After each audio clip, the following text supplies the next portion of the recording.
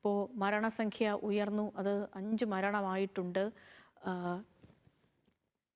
നിരവധി പേർക്ക് പരിക്ക് പറ്റിയിട്ടുണ്ട്. ആകെ 8 പേർ അവിടെ ഉണ്ടായിരുന്നു എന്നാണ് നമുക്ക് മനസ്സിലാക്കാൻ കഴിയുന്ന കാര്യം. അതിൽ 5 പേരുടെ മരണം സ്ഥിരീകരിക്കുന്നു. മറ്റുള്ളവർ ആശുപത്രിയിൽ ചികിത്സയിൽ തുടരുന്നുണ്ട്. ഇതിൽ വിദ്യാർത്ഥികളുണ്ട്, അതേപോലെ മറ്റുള്ളവർക്കും അപകടം പറ്റിയിട്ടുണ്ട്. ഇപ്പോൾ ആശ്വസിക്കാൻ പറ്റുന്ന ഒരേ ഒരു കാര്യം എന്ന് വെച്ചാൽ നിലവിൽ വേറെ ആരും അപകടത്തിൽ പെട്ടിട്ടില്ല എന്നുള്ളതാണ്. അവിടെ ഈ മണ്ണ് കയറ്റി വന്ന ലോറിയാണ് ഇടിച്ച് മറിഞ്ഞത്. ആ മണൽ പൂർണ്ണമായിട്ടും മാറ്റിയിട്ടുണ്ട്.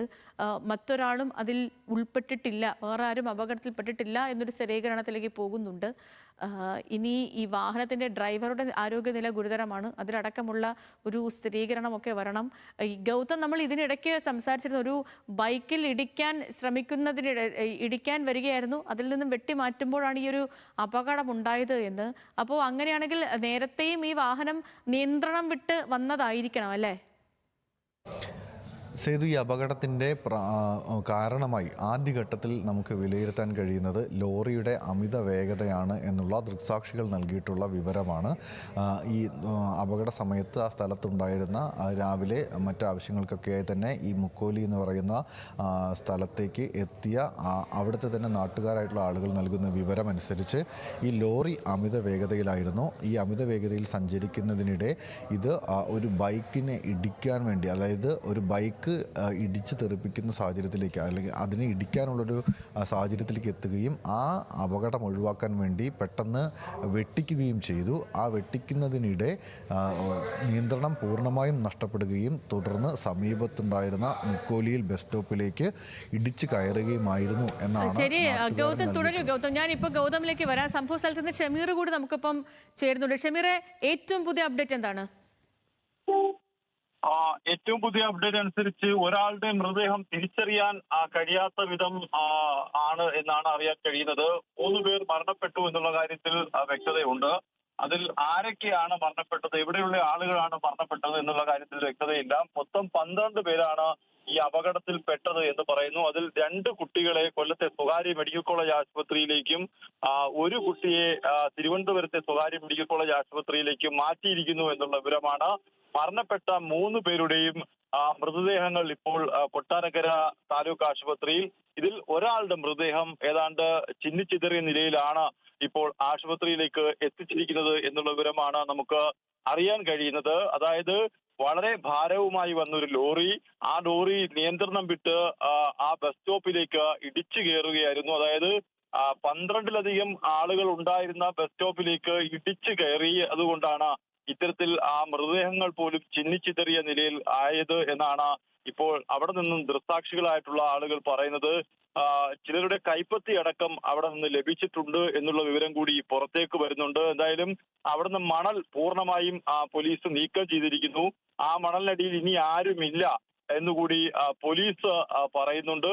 എന്തായാലും എല്ലാ സ്ഥലത്തു നിന്നുള്ള ഫയർഫോഴ്സ് ഉദ്യോഗസ്ഥരും സംഭവ സ്ഥലത്തേക്ക് എത്തിയിരിക്കുന്നു. നേരത്തെ ഗൗതം പറഞ്ഞതുപോലെ തന്നെ ഒരു ബൈക്കിനെ വെട്ടിച്ച് രക്ഷപ്പെടുത്താൻ ശ്രമിക്കുന്നതിനിടയിലാണ് ഇത്തരത്തിൽ ഈ ടിപ്പർ ലോറി നിയന്ത്രണം വിട്ട കുട്ടികൾ കൂടുതലായി നിൽക്കുന്ന, അല്ലെങ്കിൽ ആളുകൾ കൂടുതലായി എത്തുന്ന ഈ ബസ് സ്റ്റോപ്പിലേക്ക് ഇടിച്ചു കയറിയത് എന്നുമാണ് ഇപ്പോൾ ലഭിക്കുന്ന വിവരം. എന്തായാലും ഇടിച്ച ശേഷം ഈ ടിപ്പർ ലോറി അവിടെ മറിയുകയും ചെയ്തു. ടിപ്പർ ലോറിയിലെ ഡ്രൈവറെയും ക്ലീനറെയും വെട്ടിപ്പൊളിച്ചാണ് അവിടെ നിന്നും പുറത്തേക്ക് എടുക്കുകയും ചെയ്തിട്ടുള്ളത്. എന്തായാലും അപകടത്തിന്റെ വ്യാപ്തി അല്പം വലുതാണ്. ഈ അപകടത്തിൽ കുട്ടികൾ മരണപ്പെട്ടിട്ടില്ല എന്നുള്ള വിവരം കൂടി പുറത്തേക്ക് വരുന്നു. ഒരു കുട്ടിയുടെ നില അതീവ ഗുരുതരാവസ്ഥയിലാണ്. ആ കുട്ടിയാണ് തിരുവനന്തപുരത്തെ ഒരു സ്വകാര്യ മെഡിക്കൽ കോളേജ് ആശുപത്രിയിലേക്ക് മാറ്റിയിരിക്കുന്നത്. ബാക്കിയുള്ള 2 കുട്ടികളെ അവരെ കൊല്ലത്തുള്ള മെഡിസിറ്റി മെഡിക്കൽ കോളേജ് ആശുപത്രിയിലേക്ക് കൂടി കൊണ്ടുപോയിട്ടുണ്ട് എന്നുള്ള ഏറ്റവും പുതിയ വിവരമാണ് പുറത്തേക്ക് വരുന്നത്.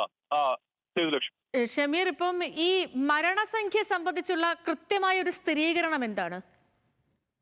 മരണസംഖ്യ 3 പേർ മരിച്ചു എന്നുള്ള കാര്യത്തിൽ സംശയമില്ല. 3 പേർ മരണപ്പെട്ടിരിക്കുന്നു.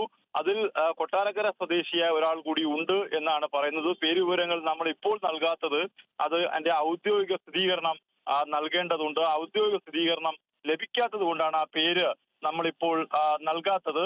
എന്തായാലും 3 പേർ മരണപ്പെട്ടത് എന്നുള്ളതാണ് ജില്ലാ ദുരന്ത നിവാരണ അതോറിറ്റിയുടെ ഓഫീസിൽ നിന്ന് നൽകുന്ന വിവരം.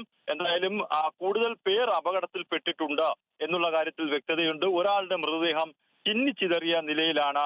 ആ മൃതദേഹമാണ് ഇപ്പോൾ കൊട്ടാരക്കര താലൂക്ക് ആശുപത്രിയിൽ ഏറ്റവും ഒടുവിലായി എത്തിച്ചിട്ടുള്ളത് എന്നുകൂടി അറിയാൻ കഴിയുന്നു. എന്തായാലും ഈ അപകടം മരണപ്പെട്ടവരെയും വലുതാണ്. അതേപോലെ തന്നെ അല്ലെങ്കിൽ അപകടത്തിൽപ്പെട്ടവരെ ഇതിൽ ആരെങ്കിലും ഒക്കെ തിരിച്ചറിയുകയോ സ്ഥിരീകരിക്കുകയോ ചെയ്തിട്ടുണ്ടോ ഷമീർ? ഇതിൽ ഒരാളുടെ പേര് പുറത്തേക്ക് വരുന്നുണ്ട്.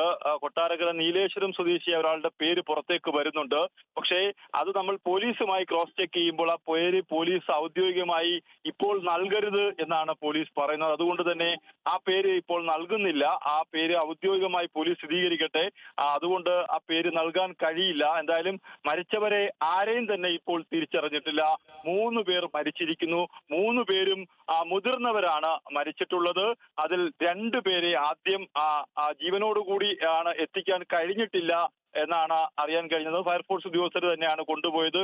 3ാമത്തെ ആളുടെ മൃതദേഹം ചിന്നിച്ചിതറിയ നിലയിലാണ്, തിരിച്ചറിയാനാകാത്ത നിലയിലാണ് ആ മൃതദേഹം കൂടി അവിടെ എത്തിച്ചിരിക്കുന്നത്. അങ്ങനെ ഈ 3 അതായത് പേരുടെ ഷമീർ, ഇപ്പൊ നിലവിൽ നമ്മൾ ഈ മൃതദേഹം പറയുന്ന മരണസംഖ്യ 3, ആ 3 പേരും മരണപ്പെട്ട 3 പേരും മുതിർന്നവരാണ്. അവിടെ ബസ് കാത്തു നിന്ന മുതിർന്നവരാണ്. തീർച്ചയായിട്ടും മരണപ്പെട്ടവരിൽ 3 പേരും മുതിർന്നവരാണ് എന്നുള്ളതാണ് ഏറ്റവും പ്രധാനപ്പെട്ട കാര്യം. കുട്ടികളുടെ പരിക്ക് മാത്രമാണ് ഗുരുതരമായിട്ടുള്ളത്. കുട്ടികൾ ആരും മരണപ്പെട്ടിട്ടില്ല എന്നാണ് ജില്ലാ കളക്ടറുമായി സംസാരിക്കുമ്പോൾ വ്യക്തമാകുന്നത്. എന്തായാലും കുട്ടികൾ ആരും മരണപ്പെട്ടില്ല. കുട്ടികളുടെ പരിക്ക് അല്പം ഗുരുതരമാണ്.